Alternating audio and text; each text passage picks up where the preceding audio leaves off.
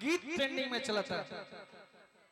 अभी एगो गाना हमार परसों के आई बाटे, वादा करतन कि दूसरा तीसरा दिन के बाद पूरा छपरा में छा जाए।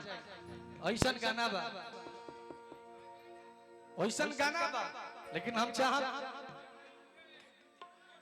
अब उहे को लोग हम माई के श्रद्धांजलि अर्पित ना करी। करविंद भैया एक लाइन खाली अपना मुहम्मा से चीजवा कदी कोडिंग कदी भैया, खाली कोडिंग कदी। माई के ममता ऐसा निश्चल ममता होइबे ना करेला। माई का होली, माई के हमने के जीवन पे प्रभाव का बा वो तब समझ में आवेला जब माई हमने के छोड़ के चल जाले।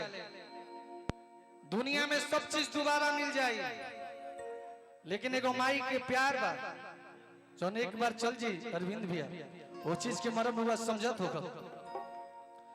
बहुत बिरले ऐसा लिखा होला कि माई के बाप के जियते सेवा करत होई। रुआ में के इंसान बानी कि माई के जियते सब सुख देने गईला के बाद इतना बड़ा आयोजन कैले बानी। एक बार हमरा अरविंद भैया के नाम पे जोरदार ताली बजा दी जरूर सब।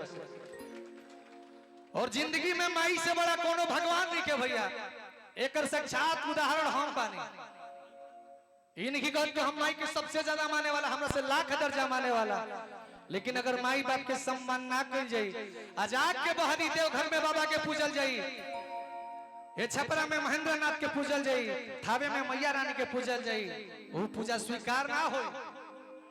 सबसे पहले अपना माई के भगवान मानी, अपना पिताजी के भगवान मानी, ओकरा बाद घूम घूम के पूजा करी ना।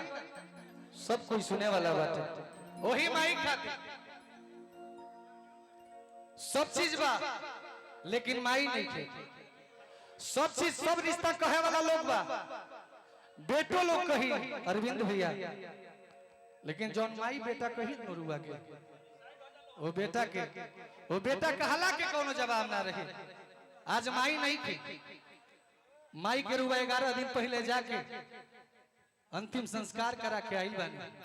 आज बरहवा दिन हटे, जबले माई के संस्कार भइल होई तबले बुझात ना होई कि माई रुआ से दूर भी है, बिकी भी है।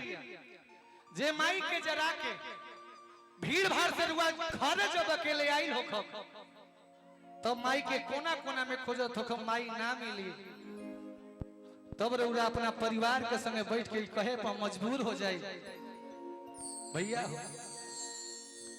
आवाज तनी मनी बैठल ओकरा पर विशेष ध्यान नहीं देवे के, बस अपना भाई के प्यार देवे के बा। और ई कुल गीत YouTube पे जरूर चढ़ाई जरूर।